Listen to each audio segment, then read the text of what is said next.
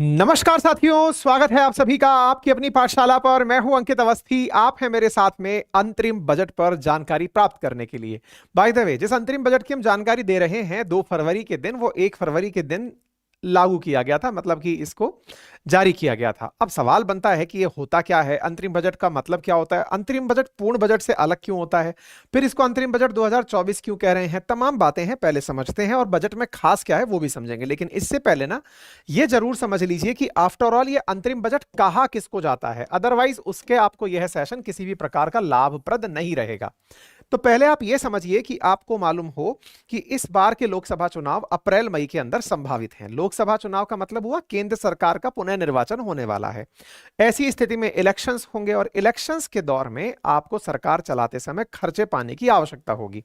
अब इसको थोड़ा और आसान भाषा में समझने का प्रयास करते हैं, फिर हम आगे बढ़ेंगे। तो एक बार के लिए जो हम इस सेशन को आगे समझें उसके पहले थोड़ा सा बैकग्राउंड जान लीजिए, सो दैट आप इस चीज को पढ़ेंगे किस तरह से उसे थोड़ा समझ पाएंगे। तो देखिए, मेरी बात को हम हल्के से समझने का प्रयास कीजिएगा तो आप ये समझेंगे कि हमारे देश का जो सेशन है ना, सत्र चलना जिसको कहा जाता है, वो 1 अप्रैल से शुरू होकर के चलता है 30 मार्च तक। मतलब अगर हम फाइनेंशियल ईयर की बात करें तो हमारे इस वर्ष 2024 का फाइनेंशियल ईयर 1 अप्रैल 2024 से शुरू होकर के 30 मार्च 2025 तक जाने वाला है, वित्त वर्ष जिसे आप कहते हैं। तो वित्त वर्ष की शुरुआत होनी है 1 अप्रैल से। आज हम जिस तारीख पर बैठे हुए हैं वो है 2 फरवरी 2024। 2 फरवरी 2024 से एक दिन पहले यानी कि 1 फरवरी 2024 को वित्त मंत्री जी निर्मला सीतारमण जी आती हैं और अपने कार्यकाल का छठवीं बार आकर के अपना बजट देकर चली जाती हैं। लेकिन इस बार का बजट इनका अंतरिम बजट था। अब आपके दिमाग में एक प्रश्न बनेगा, छठी बार आती हैं, अंतरिम बजट था, ये समझ नहीं आया। तो देखिए, बात यह है कि जब 2019 में सरकार बनी थी तो 19, 20, 21, 22, 23 और 24, तो देखो 19 में जब सरकार बनी तब एक बार बजट आ लिया, 20 में बजट आ लिया, 21 में आ लिया, 22, 23, 24, 3 और 3 6। अब आप 24 में बजट लेकर आ गए। आपके दिमाग में सवाल बनेगा, सर सरकार तो केवल 5 साल के लिए बनती है। मैंने कहा बिल्कुल सही सोच रहे हैं आप, सरकार केवल 5 साल के लिए बनती है, तो बजट ये छठवीं बार कैसे आ गया। अब इसको भी थोड़ा सा समझ लीजिए। 2019 में भी इसी प्रकार से फरवरी के अंदर 1 फरवरी को अंतरिम बजट लाया गया था। अब इसका मतलब यह हुआ कि जब जब चुनाव होते हैं उस समय अंतरिम बजट आता है। अगर आप ये कंक्लूड कर पा रहे हैं तो बिल्कुल सही कंक्लूड कर रहे हैं। तो क्या हम ये समराइज कर सकते हैं कि जब जब चुनाव आते हैं, तो लोकसभा के जब चुनाव आने वाले होते हैं उससे पहले फरवरी में लाया जाने वाला बजट अंतरिम बजट कहलाता है।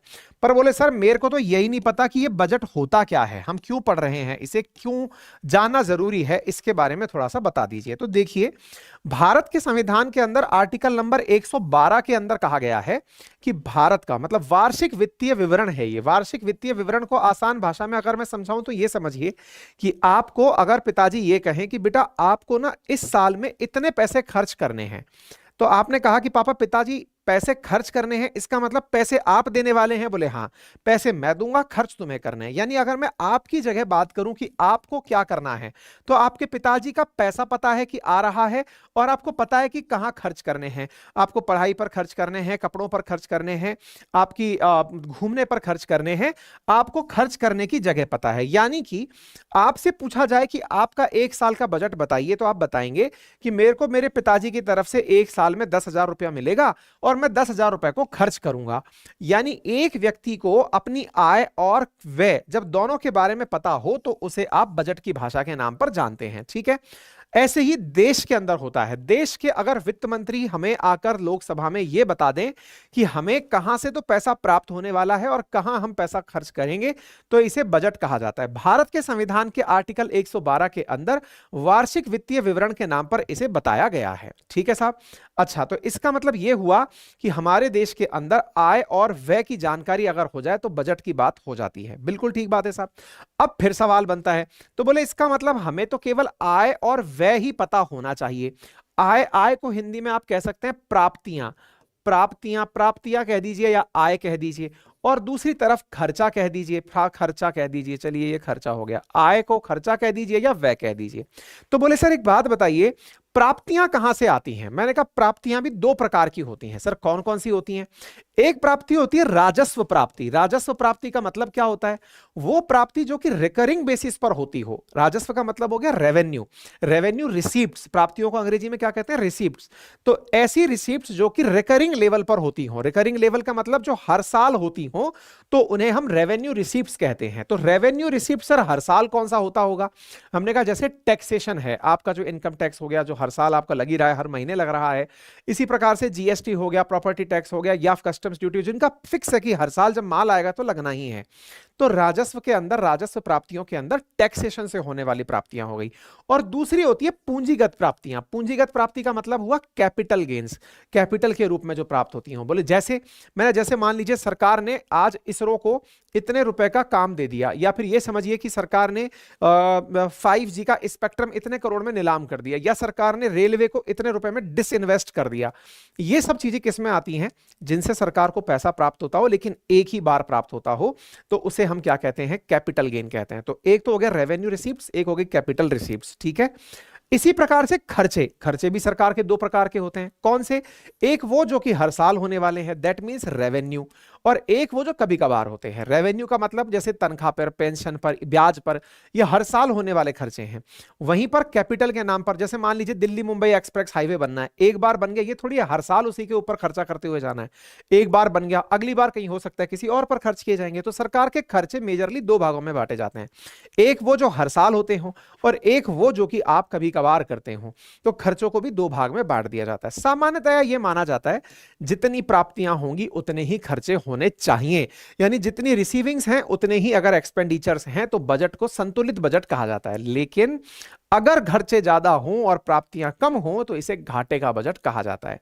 सामान्यतः सरकारें यह चाहती हैं कि उनके खर्चे रिसीप्ट से ही निकलकर आ जाएं, तो ये संतुलित बजट की धारणा के साथ चलती हैं। लेकिन अगर खर्चे ज्यादा हो जाते हों तो सरकारों को लोन लेना पड़ता है। तो अब सवाल फिर से आता है, सर एक बात बताइए, ये राजस्व प्राप्ति और व्यय खर्च पता नहीं कहां लेकर आप निकल गए, लेकिन हमारा तो पहला सवाल यहीं पर है कि ये अंतरिम बजट क्यों आया?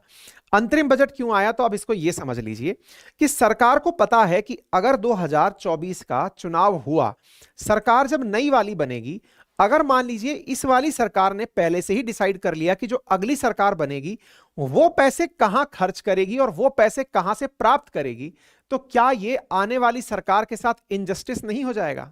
विचार कीजिए। मैं आपसे दोबारा बोलता हूं, इस बात को थोड़ा सा समझने का पुनः प्रयास कीजिए। मैं आपसे क्या बोल रहा हूं? आज हम 1 फरवरी 2024 में खड़े हैं। 2024 में खड़े होकर फैसला ले रहे हैं। कब का फैसला ले रहे हैं? 1 अप्रैल 2024 से लेकर के 31 मार्च तक का, 31 मार्च 2025 का फैसला ले रहे हैं। टेक्निकली अप्रैल मई 2024 में चुनाव है।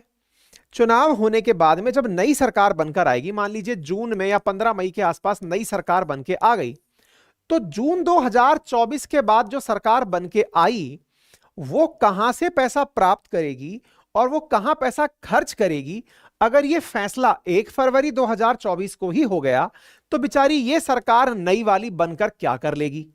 इसलिए हमारे देश में यह प्रावधान रखा गया कि इलेक्शन ईयर में, इलेक्शन के पश्चात एक बार बजट दोबारा लाया जाएगा। दोबारा सुनिए, क्या कहा मैंने? इलेक्शन ईयर कौन सा चाल चल रहा है? 2024। इलेक्शन ईयर अगर है तो इलेक्शन ईयर में इलेक्शन होने के बाद एक बार बजट फिर से पेश किया जाएगा। इसलिए इलेक्शन से पहले जो बजट लाया गया, तो फिर लाए क्यों? इलेक्शन के बाद ही ले आते। अरे भाई इसलिए लेकर आए क्योंकि 1 अप्रैल से लेकर अगर 1 जून का समय भी आपको चलाना पड़े तो 1 अप्रैल से 1 मई, 1 मई से 1 जून, इस बीच में जो खर्चा आपको करना है, just like what on account type का जो खर्चा है कि भाई ये तो करना ही है, तो इसके लिए आपको पैसा सरकार से मांगना पड़ेगा, लोकसभा की परमिशन लेनी पड़ेगी। तो अंतरिम बजट क्या है? जब चुनाव जीतकर हम आते हैं तो चुनाव जीतकर आने के बाद में तो पूर्ण बजट आएगा, लेकिन उससे पहले के जो 2 महीने बचे हैं उनके लिए सरकार, मतलब जो सत्तारूढ़ पार्टी है, वो संसद से परमिशन मांगती है पैसे खर्च करने की, उसे हम अंतरिम बजट कहते हैं। तो संभवतः अंतरिम बजट क्या होता है, ये थोड़ी बहुत परिभाषा क्लियर हुई हो। अब जो आया है वो बजट कौन सा है, तो वो अंतरिम बजट है। तो पहला जो पॉइंट यहां पर मेंशन किया हुआ है, हमने क्या मेंशन किया हुआ है कि सरकार ने अंतरिम बजट जारी किया। दैट मींस इलेक्शन ईयर में ही अंतरिम बजट आता है। तो ये क्या बजट पूर्ण बजट कहलाएगा? नहीं, ये पूर्ण बजट नहीं है। ठीक है, यूनियन बजट है, इलेक्शन से पहले आया है, इसलिए आप इसकी चर्चा कर रहे हैं। निर्मला सीतारमण जी अपना छठा बजट पेश कर रही हैं। वर्ष 2017 से पहले हमारे देश में बजट फरवरी के अंतिम दिनों में आता था, लेकिन 2017 से हम 1 फरवरी को ही बजट हमारा लेकर आते हैं। निर्मला सीतारमण जी अपने आईपैड को ले जाते हुए दिखाई दे रही हैं, अपने इस कवच में रख करके कि बजट पेश करने वो जा रही हैं। बजट के ऊपर हमने एक इन्फोग्राफिक्स बनाकर अपनी कम्युनिटी पोस्ट पर भी डाला था, अपनी पाठशाला के ऊपर, कि कब बजट पहली बार आया, किसने बनाया, कैसे किया, वगैरह वगैरह। ये सारी डिटेल्स हम आप लोगों के साथ कम्युनिटी पर निरंतर शेयर कर रहे हैं। बजट का अर्थ क्या होता है, बॉयगेट क्या होता है, चमड़े का बैग क्या है, ये बहुत कॉमन सी बातें हैं, मल्टीपल टाइम्स आप लोग ऑलरेडी जान चुके हैं। ठीक है, अनुच्छेद 112 के तहत यह बजट होता है। तो अब मैंने आपसे क्या कहा, अभी तक का जो मैंने भाषण दिया उसमें 2 बातें थी, एक था पूर्ण बजट, एक था अंतरिम बजट। तो पूर्ण बजट क्या है? जो चुनाव के बाद आएगा, है ना, जब चुनाव नहीं होता उस साल जो बजट आता है वो पूर्ण बजट होता है। अंतरिम बजट जब चुनाव है तो फरवरी में जो बजट पेश किया जाता है वो अंतरिम बजट होता है। सामान्यतया क्या होता है कि अंतरिम बजट में जो पॉलिटिकल पार्टीज होती हैं वो बहुत सारी घोषणाएं करती हैं।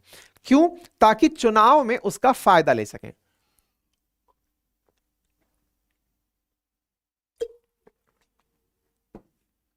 सामान्यतः क्या होता है कि अंतरिम बजट के अंदर पॉलिटिकल पार्टीज बहुत सारी घोषणाएं करती हैं, सो दैट कि वो चुनावों में उसका फायदा ले सके, कि हाँ भाई घोषणा कर दो, इतने लोगों को रोजगार, इतनी ट्रेनें, इतने भवन का निर्माण, इतने युवाओं को कौशल, ये वगैरह वगैरह सब बोल देती हैं। इसलिए अंतरिम बजट पर सबसे कम ट्रस्ट किया जाता है। अंतरिम बजट को चुनावी भाषण कहा जाता है। अंतरिम बजट को चुनाव के समय दिया गया लोक लुभावन बजट भी कहा जाता है, कि जनता को लुभाने के लिए दिया गया है, इसलिए लोक लुभावन बजट है। ठीक है ना? अच्छा, तो इसका मतलब यह हुआ कि जो अंतरिम बजट है उसमें ज्यादा घोषणाएं भी अगर हो जाएं तो उनका कोई महत्व नहीं होता। क्यों?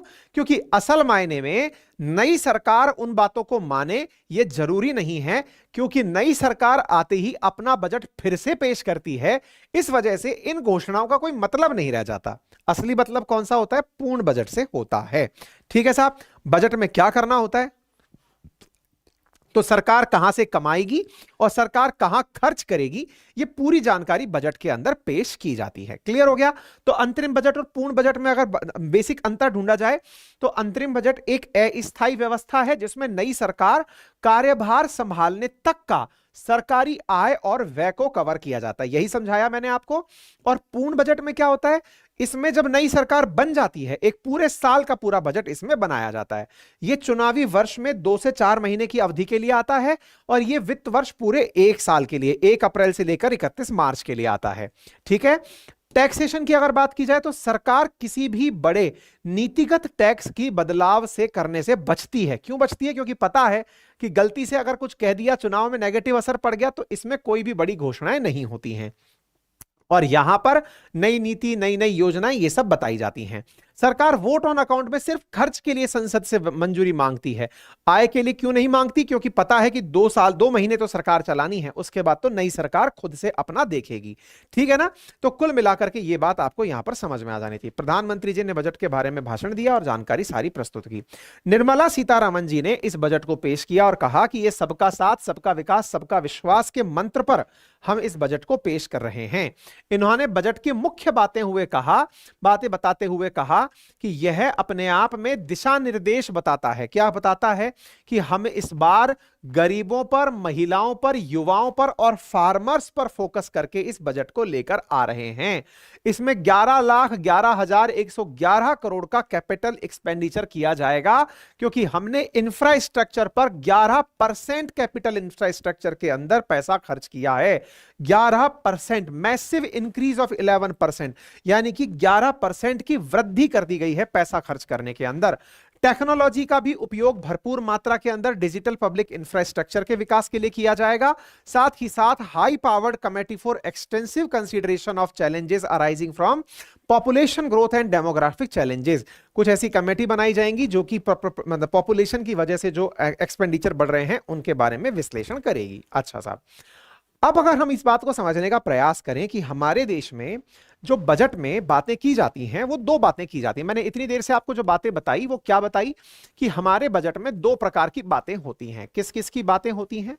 आय की और दूसरी होती है व्यय की। ये कुल मिलाकर इन दो बातों को बजट अपने साथ लेकर आता है। ठीक है, तो सरकार के पास में आय कहां से आती है और सरकार के पास खर्चा कहां होता है, इन दो बातों को अगर समझा जाए तो कुछ वो इस प्रकार से समझने योग्य है। आप अपनी आंसर राइटिंग में, आप अपनी तमाम प्रकार की चीजों में इस बात को मेंशन कर सकते हैं। क्या? कि सरकार की जो असली आय है उसमें 18%, अगर सरकार 1 रुपया कमाती है ना, 1 रुपया कमाती है तो उसमें से 18% तो केवल उसे जीएसटी से मिल रहा है। उसके अलावा जो निगम का टैक्स होता है उससे 17% मिल रहा है। 17 दूनी 34 और 35% के आसपास तो सरकार केवल इन दो टैक्स से कमा जा रही है। इसके अलावा अलग अलग प्रकार के जो टैक्सेस हैं उनसे 7 पैसा और मिल रहा है। सेंट्रल एक्साइज टैक्स से 5%, बाउंड्री टैक्स से 4% जो सीमा शुल्क है उससे, और ऋण भिन्न पूंजी प्राप्तियां 1%। कुछ इस प्रकार से सरकार की मेजर प्राप्तियां हैं। यानी एक प्रकार से यह समझिए कि हम टैक्सेशन से तो इतना कमा रहे हैं, इनकम टैक्स से 19 पैसा कमा रहे हैं, और जो हम उधार ले रहे हैं उससे हम 28 पैसा ले रहे हैं। यानी कि हमारे पास में जो धन आ रहा है उनमें से 28% केवल लोन का पैसा है। ठीक है, अब जब हम पैसा चुकाने की बारी पर आते हैं तो हमारे 28 पैसा तो हम कर्जा ले रहे हैं, तो 20% यानी 20 पैसा 1 रुपए में से हम ब्याज चुका रहे हैं। ठीक है ना, यानी कि अगर हम 100 रुपए ले रहे हैं तो 28 रुपए तो हम किस में कमाते हैं, मतलब सामने वाले से लोन ले रहे हैं। और अगर हम चुकाने की बात करते हैं, 100 रुपए खर्च कर रहे हैं तो 100 रुपए में 20% यानी 20 रुपया हम केवल ब्याज चुका रहे हैं। हमारे देश का दुर्भाग्य यह है कि हमारे देश के खर्चे में जो ब्याज भुगतान है वो बहुत बड़ा पोर्शन है। तो ये ब्याज जो अदायगी, जो इतना बड़ा पोर्शन है ना, यही हमारे जीडीपी का सबसे नेगेटिव टास्क पार्ट है। सिमिलरली जिस प्रकार से हम पैसा उधार लेकर अपना बजट बना रहे हैं, ऐसे ही पैसे को ब्याज में चुकाकर हम अपने बजट को काउंटर बैलेंस कर रहे हैं। एक तरह से यह समझकर देखिए आप कि हम 20 पैसा चुका रहे हैं, 28 पैसा ले रहे हैं, कुल मिलाकर 8 पैसा ही तो हम नया ले रहे हैं। अदरवाइज तो 28 में से 20 तो चुकाने में ही चला गया। 8 पैसे का आपने क्या किया, यह अपने आप में बड़ा सोचने की बात है। इसके अलावा हम जो राज्यों को हिस्सा बांटते हैं वित्त आयोग की सिफारिश के ऊपर, वो 20 पैसा राज्यों के पास चला जाता है केंद्र सरकार के बजट में। फिर केंद्र सरकार की योजनाओं पर 16 पैसा, केंद्र प्रायोजित योजनाओं पर, केंद्रीय क्षेत्र की जो मतलब यूनियन टेरिटरी क्षेत्र की योजनाएं हैं उन पर 16 पैसे, केंद्र प्रायोजित योजनाओं पर 8 पैसे, वित्त आयोग वगैरह के वितरण में 8 पैसे, रक्षा पर 8 पैसे, आर्थिक सहायता पर 6 पैसे, पेंशन पर 4 पैसे और अन्य व्यय पर 9 पैसे। यानी कि हमारे देश में पेंशन पर हमारी कुल व्यय का 4% व्यय होता है और 8% हम लोग डिफेंस पर व्यय करते हैं। अब आप विचार कीजिए, सरकार इसी पैसे से बचते हुए, इन दिनों जो अग्निवीर योजना का जो चर्चा हुई थी तब सरकार बार बार एक ही बात कह रही थी कि हम पेंशन पर होने वाले खर्च से बचना चाहते हैं। यही कारण है कि सरकार ओल्ड पेंशन स्कीम से बचती हुई दिखाई देती है। बहुत सारे राज्य सरकारों में ओपीएस, जिसे ओल्ड पेंशन स्कीम कहा गया है, उसे क्यों हटाने की बातें होती हैं? क्योंकि उससे सरकार पर लायबिलिटी बहुत इंक्रीज होती है, इसलिए सरकार इससे बचना चाहती है। ठीक है साहब, आगे बढ़ते हैं। सरकार ने इनकम टैक्स के स्लैब में कुछ किया क्या? हालांकि आप विद्यार्थी वर्ग है तो आपको इनकम टैक्स के बारे में ज्यादा नहीं हो तो कोई दिक्कत नहीं है, केवल इतना मान लीजिए कि इनकम टैक्स के स्लैब में कोई बदलाव नहीं हुआ है। नई टैक्स रिजीम के तहत वही जो चला आ रहा है tax regime as it is रखी गई है। ठीक है, अब सवाल अगर पैसे में किया जाए कि कुल कितने करोड़ का बजट आया, तो 47,65,768 करोड़ का हमने बजट पेश किया है। इतने करोड़ के बजट में से हम लोग अपने खर्चे और कमाइयां कहां कहां से करेंगे, इसके बारे में अगर अनुमान लगाए तो सरकार का जो खर्च होने वाला है उसमें से लगभग 12 लाख करोड़ रुपए, यानी कि सीधा सीधा 20 पैसा आपका ब्याज पर जाने वाला है। ठीक है ना, ऐसे सरकार के अन्य अन्य क्षेत्रों में। तो ये जो बातें मैं पैसे में आपको बता रहा था, कितना परसेंटेज किस में जाएगा, उस परसेंटेज को अगर वैल्यू में बात की जाए तो कुछ इतना पैसा हमारा इन चीजों पर खर्च होने वाला है। ठीक है ना, तो आपके सामने बात बता दी, ऊर्जा में कितना, शिक्षा में कितना, पूर्वोत्तर, वाणिज्य, उद्योग, ये सब चीजें हैं। तो विद्यार्थी वर्ग को केवल इतना पता होना चाहिए कि मेजर पोर्शन किस चीज पर खर्च हो रहा है। ठीक है, अच्छा अब हम बात करते हैं बजट के अंदर प्राप्तियां और व्यय के अंदर अंतर की। तो देखिए बजट में जो हमारी राजस्व प्राप्तियां यानी रिकरिंग लेवल पर जो हम प्राप्त करने वाली चीजें हैं, जैसे हम लोग क्या प्राप्त कर रहे हैं, इनकम टैक्स प्राप्त कर रहे हैं, जीएसटी प्राप्त कर रहे हैं रिकरिंग लेवल पर हर साल। तो राजस्व प्राप्तियां जहां 23,83,206 करोड़ रुपए हैं, वहीं पर हमारी राजस्व के जो खर्चे हैं वो 34,53,132 करोड़ के खर्चे हैं।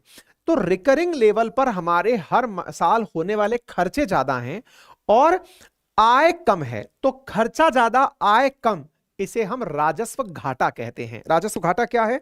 सरकार ने जो खर्चे किए राजस्व पर वो ज्यादा हैं, सरकार ने जो राजस्व पर प्राप्तियां की वो कम है। इस वजह से लगभग 10 लाख करोड़ का हमें राजस्व घाटा होता है।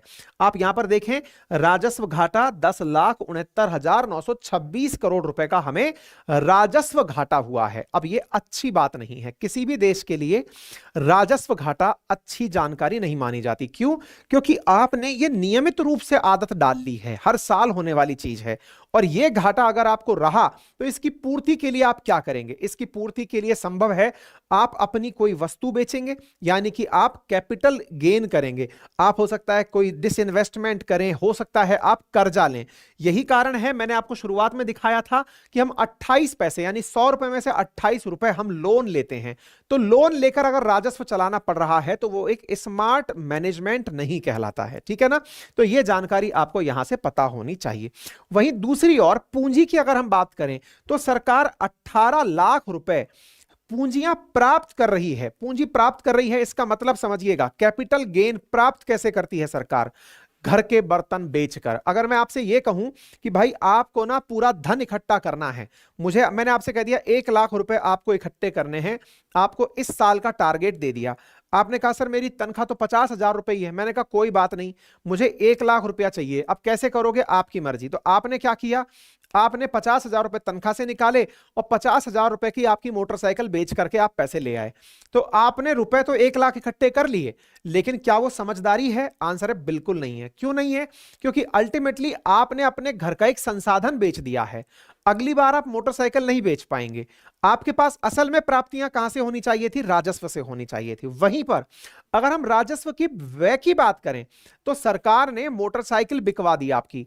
अब बिकवा करके उसके जगह पर आपसे कहा साइकिल खरीद लो, और साइकिल कितने की खरीदवा दी? 7.5 लाख रुपए की। यानी आपसे जो राजस्व, जो पूंजी खर्चा करवाया, यानी सरकार ने जो आपको माल असल में जेब में जो 1 लाख रुपया इकट्ठा करवाया, सरकार ने जो कमाई दिखाई, असल में ये पूंजीगत प्राप्तियां अच्छी कमाई नहीं कहलाती।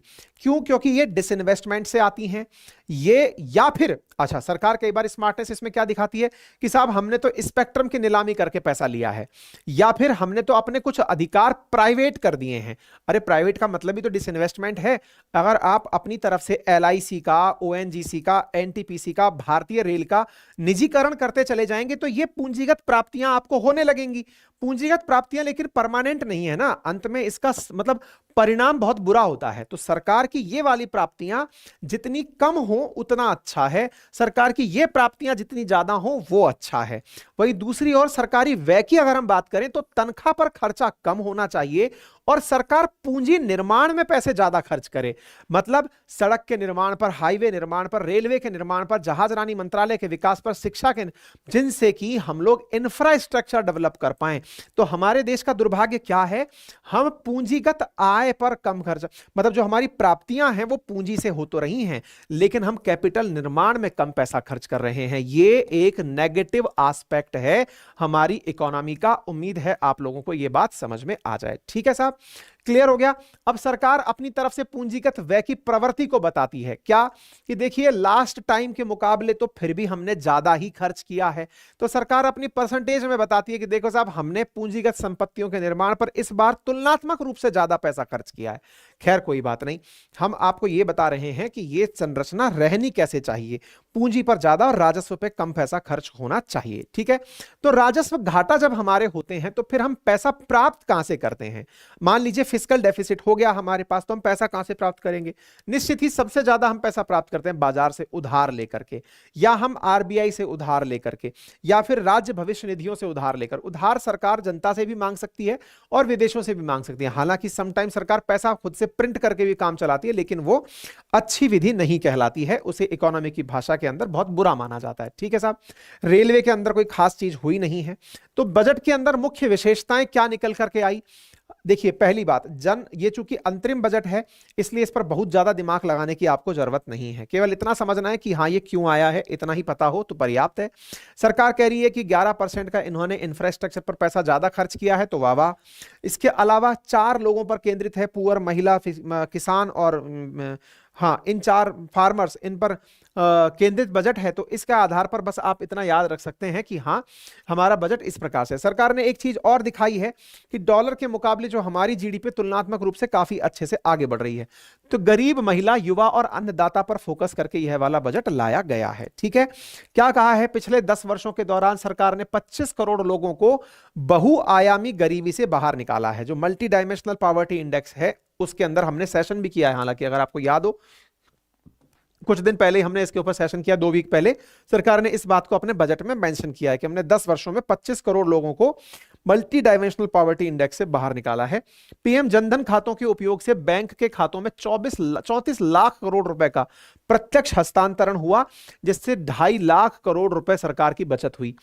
पीएम स्वनिधि जिसके मतलब जो रेडी पटरी वालों को सरकार ने लोन दिया था, उससे 78 लाख फेरी वालों को ऋण सहायता दी गई, जिसमें तीसरी बार ऋण प्राप्त हुआ है। पीएम जनमन योजना के तहत सरकार ने कमजोर आदिवासियों को विकास पर जोर दिया। पीएम विश्वकर्मा के तहत 18 व्यवसायों से जुड़े हुए कारीगरों को सरकार ने अपनी तरफ से लाभ दिया। इस प्रकार से डायरेक्ट बेनिफिट ट्रांसफर करके सरकार को 2.7 लाख करोड़ रुपए की बचत हुई। 25 करोड़ लोग बहुआयामी गरीबी से बाहर आए। स्वनिधि के तहत 78 लाख रेडी पटरी वालों को ऋण की सहायता दी गई। ये मेजर चीजें हैं जो सरकार बता रही है। युवाओं के लिए कहा गया कि 1.4 करोड़ युवाओं को कौशल भारत मिशन के तहत प्रशिक्षण दिया गया। युवाओं को उद्यमी बनाने के लिए मुद्रा लोन 43 करोड़ रुपए के करोड़ ऋण स्वीकृत किए गए। इसी प्रकार से स्कूल शिक्षा के अंदर पीएम श्री का मतलब है स्कूल फॉर राइजिंग इंडिया। यह योजना 7 सितंबर 2022 को शुरू हुई थी। नई वाली जो शिक्षा नीति है उसको ध्यान में रखते हुए लगभग 14,500 पीएम श्री स्कूल्स का अनावरण हुआ था, जिनमें नई एजुकेशन पॉलिसी चल रही है। उसके लिए सरकार ने अपनी तरफ से बजट बताई है। अन्नदाता कल्याण के लिए पीएम किसान सम्मान योजना के तहत 11.8 करोड़ किसानों को वित्तीय सहायता दी गई। पीएम फसल बीमा के तहत 4 करोड़ किसानों को फसल बीमा उपलब्ध कराया गया। इलेक्ट्रॉनिक नेशनल एग्रीकल्चर मार्केट ई नाम के तहत 1361 मंडियों को एकीकृत किया गया। 3 लाख करोड़ रुपए की खरीद फरोख्त के साथ 1.8 करोड़ किसानों को सेवाएं उपलब्ध कराई गई। ऐसा यहां पर जानकारी के अंदर निर्मला सीतारमण जी ने कहा। तो ये सारी बातें जो मैंने वहां लिखी हैं ये मैंने पीपीटी में भी आप लोगों को उपलब्ध करा दी है। नारी शक्ति के लिए कहा गया महिला उद्यमियों को 30 करोड़ मुद्रा योजना ऋण वो किए गए। 10 वर्षों में उच्चतर शिक्षा में महिलाओं के नामांकन में 28% की वृद्धि हुई। स्टेम पाठ्यक्रमों में महिलाओं का 43% भागीदारी बढ़ी। 83 लाख स्वयं सहायता समूहों की सहायता 1 करोड़ महिलाओं को लखपति दीदी बनाया गया। 83 लाख स्वयं सहायता समूहों को लखपति दीदी बनाया गया। ठीक है साहब। ऐसे ही पीएम आवास योजना के तहत 2 करोड़ अतिरिक्त मकानों का लक्ष्य रखा गया। छत पर सौर प्रणाली यानी रूफटॉप सोलराइजेशन और निशुल्क बिजली के लिए 1 करोड़ परिवार हर महीने 300 यूनिट तक निशुल्क बिजली आगे से प्राप्त कर सकेंगे। हर एक परिवार को सालाना 15,000 से 18,000 रुपए की बचत होने का अनुमान लगाया जा रहा है। आयुष्मान भारत योजना के तहत स्वास्थ्य सेवा सुरक्षा के सभी आशा कार्यकर्ता, आंगनवाड़ी कार्यकर्ता, सहायकों के लिए शामिल किया गया है। कृषि और खाद्य प्रसंस्करण के अंदर 38 लाख किसान लाभान्वित हुए और रोजगार के 10 लाख अवसर सृजित हुए हैं। इसी के साथ साथ प्रधानमंत्री सूक्ष्म खाद्य प्रसंस्करण उद्यम में 2.5 लाख स्वयं सहायता समूहों को 60,000 लोगों को ऋण की उपलब्धता कराई गई है। हरित ऊर्जा के अंदर 100 मीट्रिक टन कोयला गैसीकरण और तरलीकरण क्षमता स्थापित की जाएगी। पीएम आवास योजना के बारे में बता दिया। 3 करोड़ मकानों का लक्ष्य सरकार ने यहां पर रखा है। इसी प्रकार से अमृत काल के लिए कार्यनिधि बनाते हुए 2070 तक निवल शून्य की प्रतिबद्धता को पूरा किया जाएगा। Net zero emission, net zero का मतलब कार्बन डाइऑक्साइड ओवरऑल जो निकल कर आएगी वो कम निकल कर आएगी, यानी कि नेट जीरो हो जाएगा, जितना प्रोड्यूस करेंगे उतना कंज्यूम कर जाएंगे, ठीक है ना। इसी प्रकार से सौर योजना के तहत 300 यूनिट बिजली फ्री में पाने के लिए 1 करोड़ परिवारों को सोलर पैनल वितरित कर दिए जाएंगे। ये कुछ विशेष चीजें सरकार ने यहां पर बताई हैं, ठीक है साहब। विमानन क्षेत्र के अंदर 517 नए हवाई मार्ग और 1.5 करोड़ यात्रियों को उनके गंतव्य तक सरकार पहुंचा रही है, ऐसा सरकार ने अपने स्तर पर कहा है। इंफ्रास्ट्रक्चर और निवेश के लिए कहा है कि 3 बड़े रेलवे कॉरिडोर कार्यक्रमों को लागू किया जाएगा। द्विपक्षीय निवेश समझौतों के माध्यम से विदेशी निवेश को बढ़ावा दिया जाएगा। उड़ान योजना के अंतर्गत हवाई अड्डों का विस्तार और नए हवाई अड्डों का व्यापक विकास किया जाएगा। मेट्रो रेल और नमो भारत के द्वारा शहरों में परिवर्तन को बढ़ावा दिया जाएगा। इसी प्रकार से समावेशी विकास को ध्यान में रखते हुए आकांक्षी जिला कार्यक्रम को और विस्तृत किया जाएगा। इसी प्रकार से स्वास्थ्य के अंदर सर्वाइकल कैंसर के टीकाकरण के लिए प्रोत्साहित किया जाएगा। बेहतर पोषण उपलब्धता के लिए सक्षम आंगनबाड़ी और पोषण 2.0 में वृद्धि की जाएगी। मिशन इंद्रधनुष के टीकाकरण प्रयास के लिए यूविन प्लेटफॉर्म आरंभ किया जाएगा। आयुष्मान भारत योजना के अंतर्गत सभी आशाकर्मी, आंगनबाड़ी कार्यकर्ता और सहायिकाओं को स्वास्थ्य बीमा उपलब्ध कराया जाएगा। प्रधानमंत्री आवास योजना 3 करोड़ आवास के लक्ष्य को प्राप्त करने के निकट है। अगले 5 वर्षों में अतिरिक्त 2 करोड़ आवास और विकसित किए जाएंगे।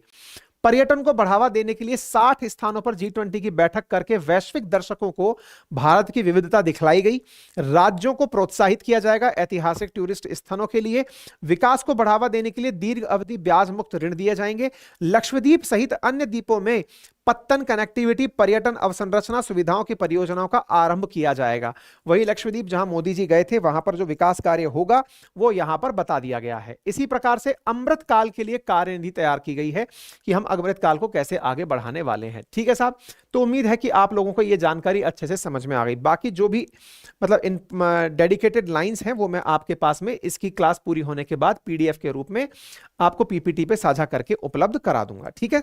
तो ये आप हमारा जो टेलीग्राम चैनल है अंकित कुमार अवस्थी, अंकित अवस्थी सर के नाम से, या GK बाय अंकित अवस्थी सर के नाम से, तो ये जो लिखित में दी गई जानकारियां हैं ये सारी की सारी आपको वहां पर प्राप्त हो जाएंगी, ठीक है साहब। फिलहाल के लिए इतना ही। बाकी अपनी पाठशाला PCS चैनल पर हमारी जो टीम जो क्लासेस ले रही है RO ARO के लिए, वो क्लासेस शुरू हो गई हैं, आप जाकर उन्हें ज्वाइन कर सकते हैं। फिलहाल के लिए इतना ही। अपना ख्याल रखें। और हाँ, अपनी पाठशाला YouTube चैनल पे तो आप क्लासेस देख ही रहे हैं। उत्तर प्रदेश पुलिस की चल रही हैं, PCS पर RO ARO की चल रही हैं, और UP PCS के लिए अब हम लोग एक बैच लेकर आ रहे हैं। जैसे ही RO ARO का खत्म होगा तुरंत हम एक क्रैश कोर्स लेकर आ रहे हैं, जिसमें हम 30 दिन में कंप्लीट सिलेबस को बहुत बेहतरीन तरीके से रिवाइज कराएंगे। एडमिशंस ओपन हो चुके हैं, लिंक कमेंट बॉक्स में पिन कर दिया गया है, आज ही जाकर उसमें एनरोल कर सकते हैं। धन्यवाद।